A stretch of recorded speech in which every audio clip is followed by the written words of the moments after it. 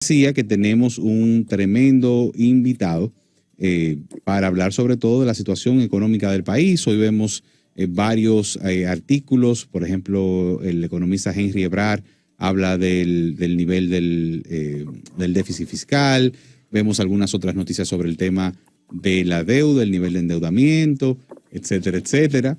Y para hablar del tema tenemos a Guarocuya Félix, quien es economista, miembro del Partido de la Liberación, del Comité Central del Partido de la Liberación Dominicana, y fue exdirector de la Dirección General de Impuestos Internos. También fue gerente del Banco de Fomento para las Exportaciones, Bandex, si mal lo dije bien, ¿verdad, Guarocuya? Correctísimo. Y además es un fiel, asiduo amigo de la zona colonial. Yo le digo los soneros, no porque bailen son, sino porque les gusta la zona. Y amigo tuyo también, José Gregorio. Pero ven acá, uno de los PLDistas buenos, de lo poco que hay, pero bueno. Ya. Muchas gracias. Bienvenido Guarocuya a este espacio. Te acompañamos Serinia Peralta, Cintia Salazar y Emelín Valdera. Y queríamos sobre todo, yo sé que tienes una posición como parte de la organización política a la que perteneces, pero sobre todo que quisiera conversar con el economista, con el profesional, con el técnico. Porque evidentemente el endeudamiento como concepto, el endeudamiento público, es un concepto que mucha gente quizás no maneja a detalle, no entiende el impacto que tiene en la economía muchas veces y siempre asusta. Deber siempre es malo, decía una persona, pero sabemos que hay deuda buena, hay deuda mala, hay niveles que son saludables, otros niveles que pudieran ser inmanejables. Y sobre todo eso es lo que quisiéramos ver contigo. ¿Cómo ves tú el ritmo actual de endeudamiento, la situación de la deuda pública dominicana, qué tanto nos cuesta y todo lo que se deriva de ese tema? Bueno, muchísimas gracias por permitirme compartir con ustedes esta tarde. Gracias por la introducción. Y sí, la zona para mí es uno de los espacios más importantes, no solo del país o de la ciudad, sino también en lo estrictamente personal desde el punto de vista afectivo, porque la ciudad se expande justo en el año que yo nazco, es decir, a partir del 66, claro, es que hay un proceso de expansión acelerado a partir de la zona colonial. Y bueno, eso daría para otro programa hablando sobre temas de urbanismo. A eso te vamos a invitar los viernes, que los viernes aquí hacemos unos viernes de vitrola que son culturales, bohemios, relajados. Entonces hacemos un viernes para hablar de música. Exactamente. Esta semana pasada en Casa de Teatro abrimos el bar Mesita de Noche, en honor a Víctor Víctor. Creo que hay muchas cosas por decir, además mucho más agradable hablar un viernes de música que hoy hablar de deuda externa. Exacto. Pero bueno, el caso que nos preocupa ahora es el tema de la deuda, de acuerdo a la inquietud que tú has planteado. Mira, en principio endeudarse no es malo ni para los países ni para las personas. Y siempre y cuando tengamos la capacidad de poder hacer frente a lo que se conoce como el servicio de la deuda, es decir, a la capacidad de generar un ingreso o un flujo futuro de ingresos que nos permita hacer frente a las deudas. De hecho, la mayoría de las personas cuando entramos a la edad adulta nos endeudamos para comprar un carro, para comprar una casa, a veces nos endeudamos para comprar una computadora, o nos endeudamos para financiar un viaje de vacaciones. Es decir, que el financiamiento es un instrumento fundamental para las personas, igual para los países. Ahora bien, una economía de una persona no es exactamente igual que la economía de un país.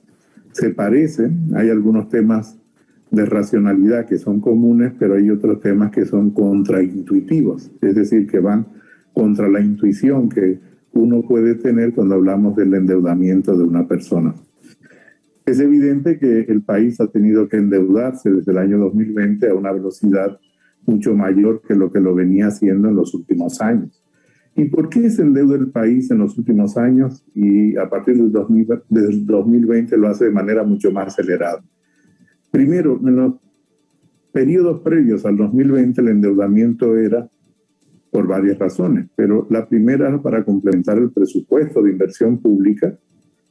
Una parte de esa deuda servía para pagar deuda, o sirve para pagar deuda, y por lo tanto, esas son operaciones normales que se realizan desde el sector público.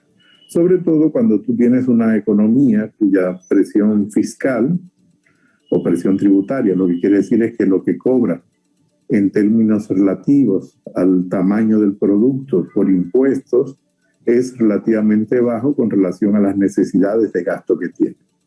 Hasta antes del 2020, el país se endeudaba, dicho de manera muy simple, si gastábamos 18 pesos de cada 100 pesos que producía la economía, nos estábamos endeudando en 4 pesos. Y esto era un ciclo permanente, en la medida en que los recursos tributarios no son suficientes para poder financiar, como ya he dicho, el gasto. ¿Por qué se da entonces un endeudamiento acelerado en el año 2020, que es lo que refleja hoy uno de los principales periódicos nacionales?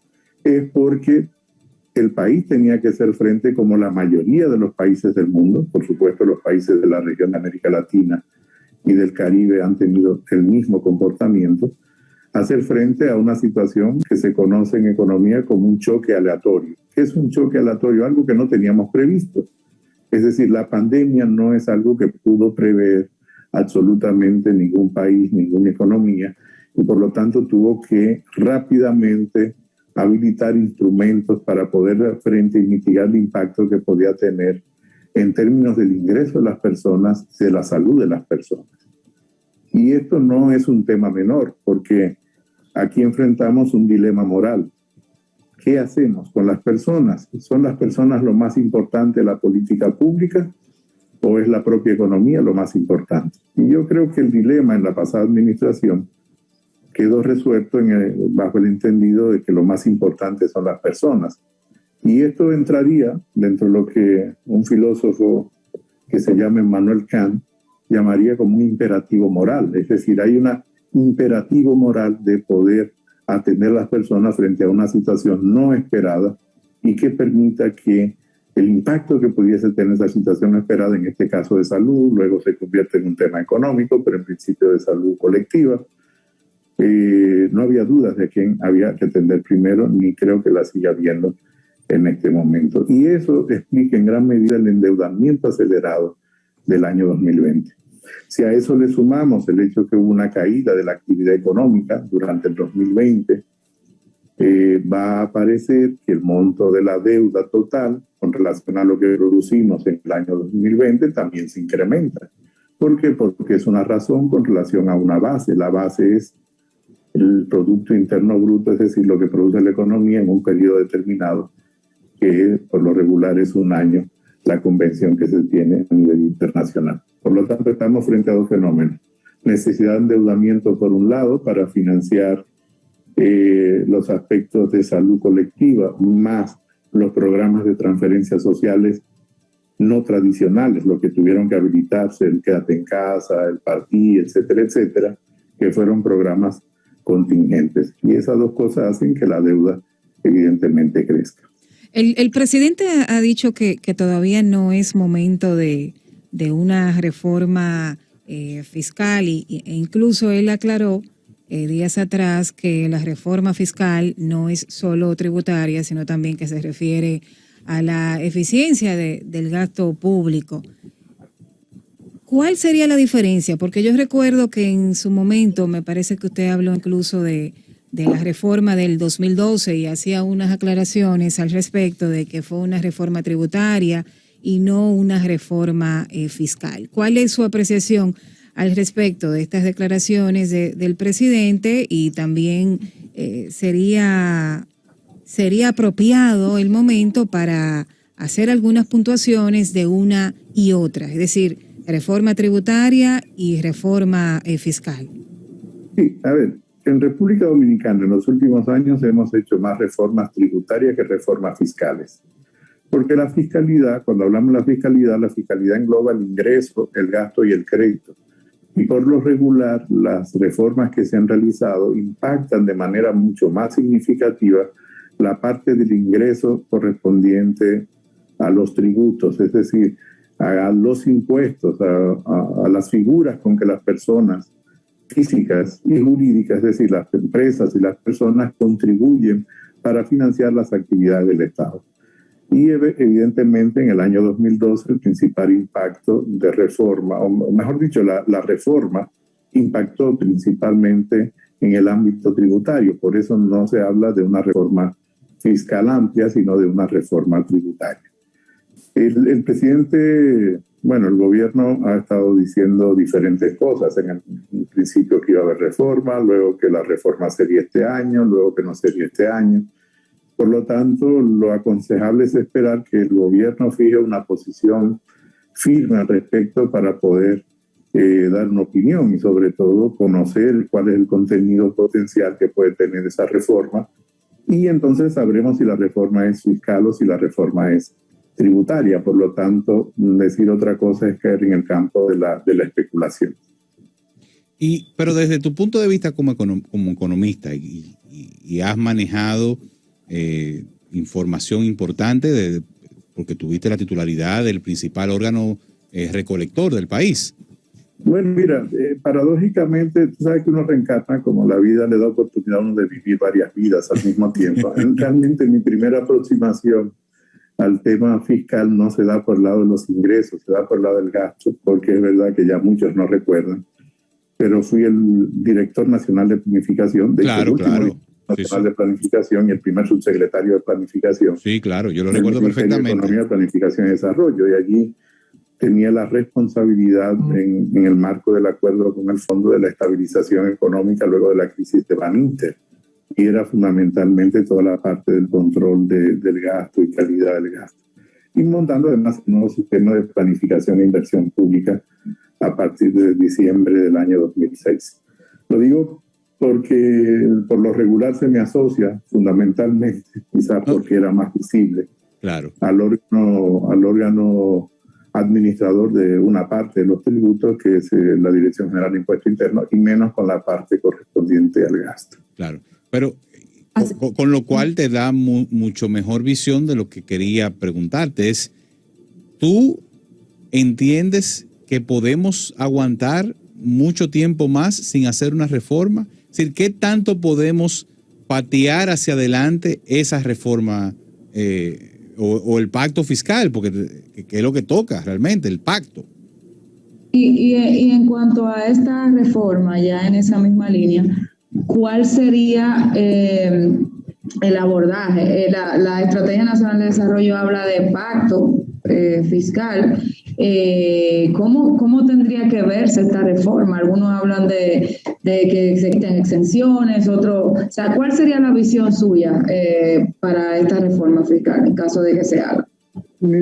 Primero, la visión es que tiene que ser una reforma, en caso de que fuese a darse una reforma sumamente, cuando digo sumamente, que sea ampliamente dialogada por los múltiples actores que inciden en ese tema en la sociedad. Es prácticamente un tema transversal.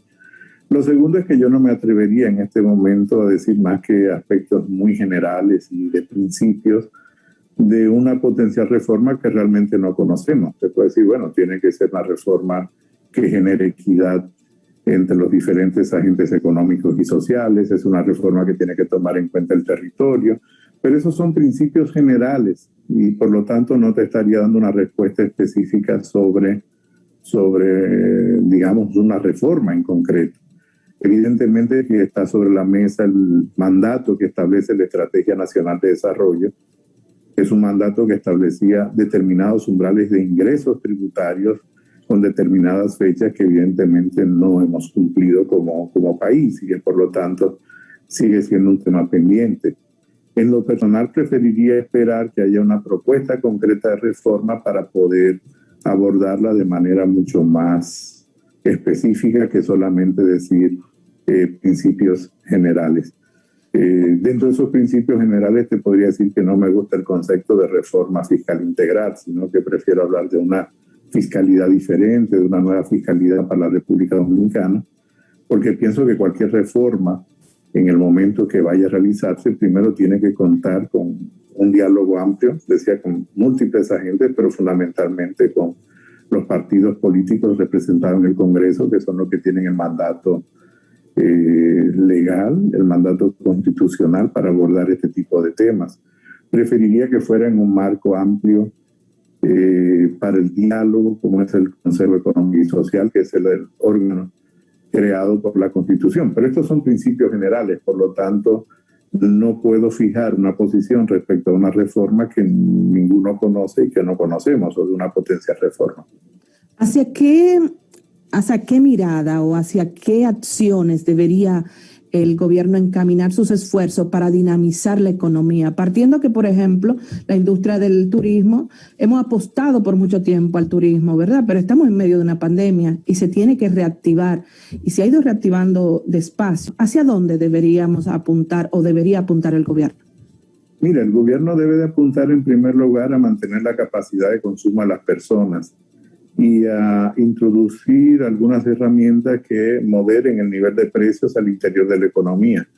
Es verdad que la explicación que ha dado el gobierno, y no deja de tener razón parcialmente, es que una parte de la inflación que estamos viviendo en este momento en la República Dominicana es un componente importado. Pero precisamente al ser un componente importado justifica la intervención del gobierno para moderar, sobre todo para los grupos de menores ingresos e ingresos medios, el impacto que puede tener en los precios de la canasta básica y de otros servicios. Hay que recordar que esto no es nuevo, esto ocurre cíclicamente. El Partido de la Liberación Dominicana tuvo que enfrentar dos momentos de esta naturaleza, primero en el año 2008 y posteriormente en el año 2011, y tuvo que introducir elementos que evitaron que la inflación se mantuviese durante mucho tiempo en 2 dígitos.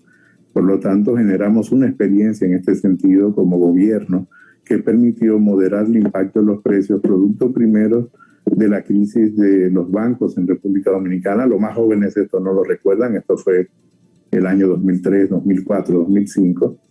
Y luego, posteriormente, en la crisis financiera global, que se conoce hoy en día como la Gran Recesión, que fue en el año 2007, 2008, pero que comenzó a manifestarse de manera significativa en el resto del mundo y la economía dominicana en el año 2008, 2009, 2010.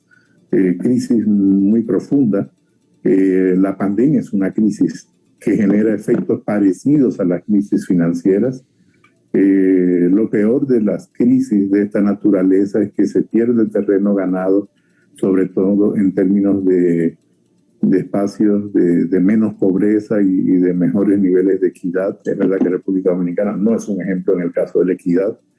Hemos mejorado, pero no de manera tan significativa. No así en términos de pobreza extrema, que sí hemos avanzado en los últimos años y que la pandemia evidentemente tiene un impacto negativo.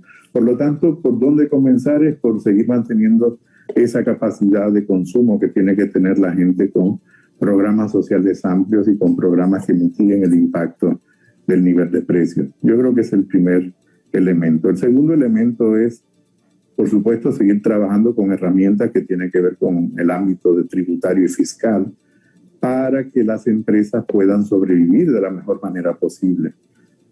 Ya se ha hecho desde la pasada administración algunos programas desde el ámbito de la administración tributaria. Lo que hicieron fue posponer pagos y compromisos tributarios a las empresas para el 2020, 2021 y así sucesivamente. Y por lo tanto, estos son programas que deberían de mantenerse hasta tanto la economía comience a recuperarse sobre bases sólidas. Todavía entiendo que hay cierta fragilidad en algunos sectores de la economía. Ustedes mencionaron el caso del turismo. Todavía sigue siendo frágil porque el turismo no depende tanto de lo que haga la República Dominicana como de lo que hagan los países emisores de turistas. Entonces, este es un tema que no nos concierne solo a nosotros, sino que concierne también a los países que emiten turismo.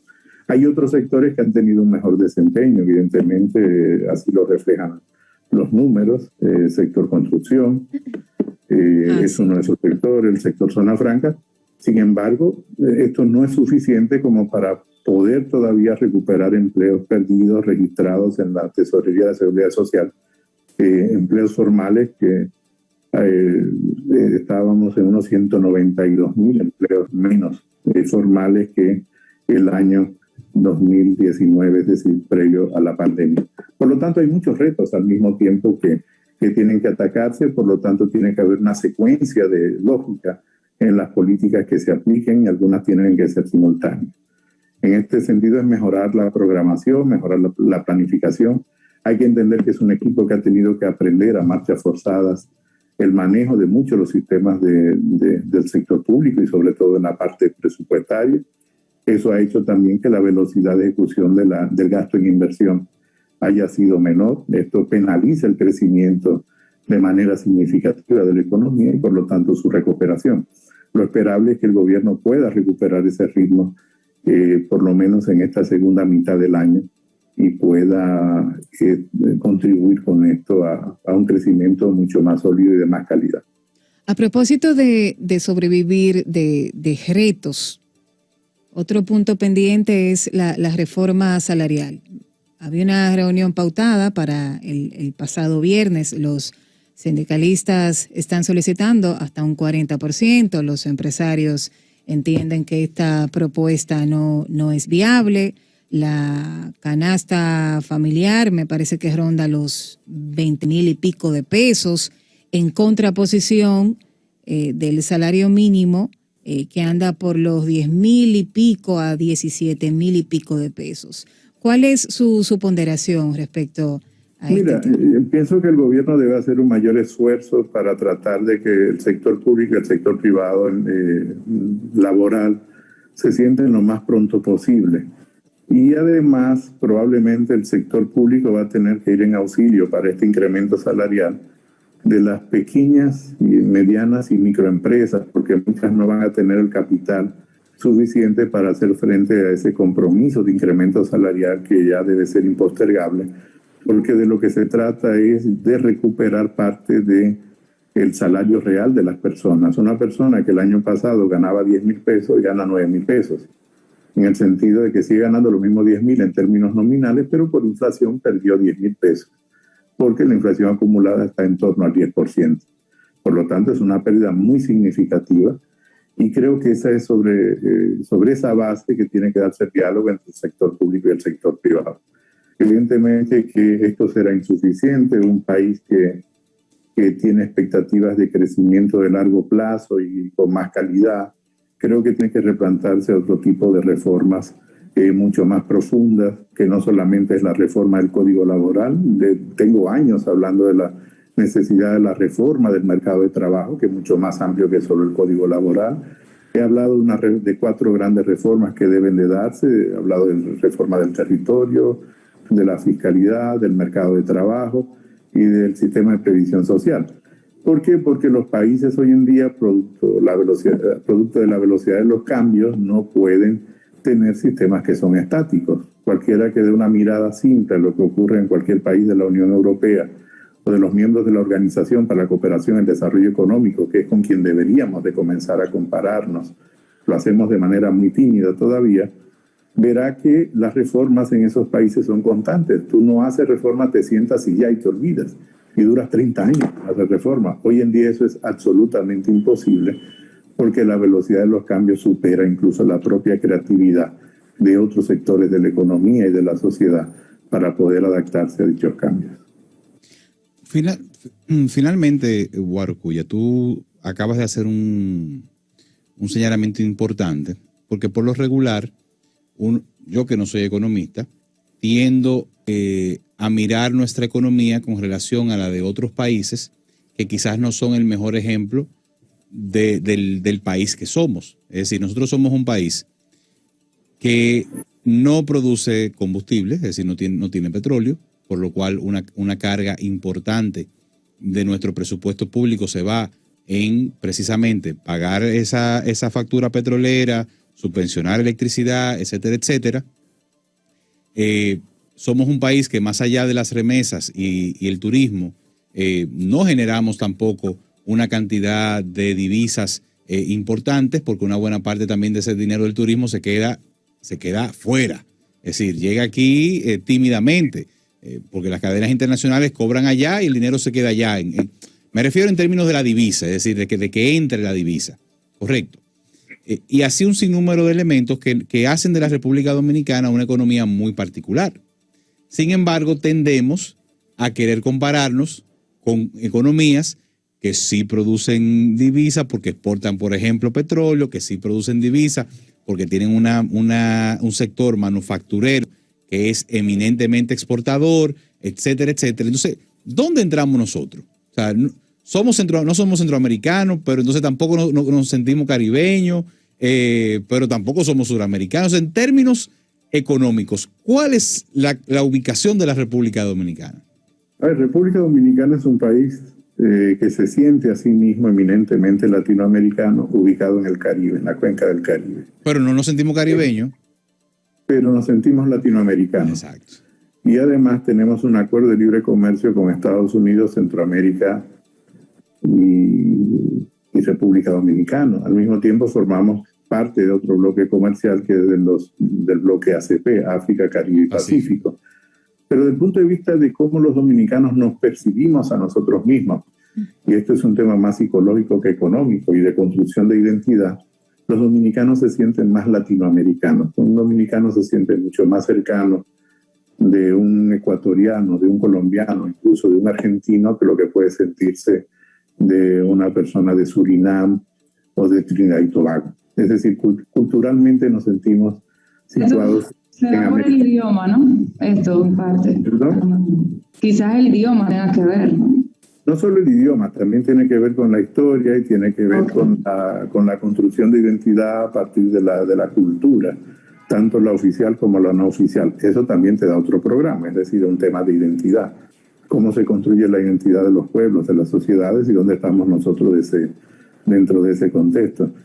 En ese sentido, somos una economía latinoamericana y previo a la pandemia éramos la 9ª economía camino a ser la 8ª economía de América Latina, que esto no es poco en términos de crecimiento.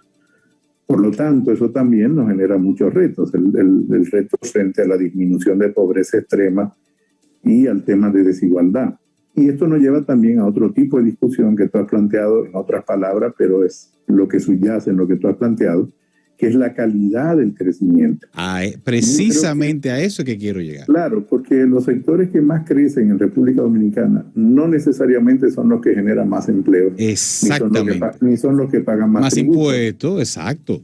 Y por lo tanto, este es un tema que está pendiente y que ojalá en la actualización que tiene que darse la Estrategia Nacional de Desarrollo, que la ley mandaba el año 2020, mandatorio para el 2020, espero que no se posponga mucho tiempo y entonces permita un diálogo nuevamente amplio y abierto de una revisión de la estrategia, de lo mucho o poco que hemos avanzado. Creo que avanzamos en muchos aspectos en el cumplimiento de la estrategia, pero tenemos un gran déficit todavía por delante y que profundiza la pandemia.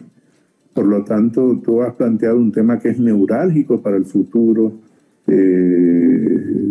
inmediato de la República Dominicana, que es la calidad del crecimiento. Claro. Y eso nos lleva a una pregunta de a quién nosotros queremos parecernos. En economía no se dice así, se dice con quién queremos converger. Exacto. Como economía, porque es verdad que quizás no podemos compararnos vis a vis con una economía como la Noruega, pero hay que recordar unas palabras de Octavio Paz en un ensayo que no recuerdo exactamente su título, pero algo así como El baile de las máscaras, diciendo que hay que ser originales copiando bien. Entonces yo creo que de lo que se trata es de seguir siendo originales copiando bien, sobre todo tomando en cuenta cuáles son las necesidades en busca de la felicidad, palabra que no es muy común que utilicemos en economía, pero la economía es una herramienta, no es un objetivo en sí mismo, como es la tributación, es una herramienta, el objetivo son las personas. Exacto. Y la felicidad de las personas. Así es. Y finalmente, porque creo que estamos terminando ya en este segmento y espero que me inviten muchas veces a su programa. Sí, esta casa es tuya. Los japoneses definen economía como el alivio del sufrimiento del pueblo. Exactamente. Y yo creo que no hay una definición más hermosa que nos permita a nosotros definir políticas diferentes a las que tradicionalmente hemos estado definiendo. Nos preocupan más los indicadores macro que la felicidad de las personas. Exacto. O lo que decía... que una cosa es condición necesaria, pero no suficiente. O lo que decía Amartya Sen, Guarocuya, que decía que el desarrollo humano no es nada más que las personas puedan lograr las cosas que tienen razones para valorar.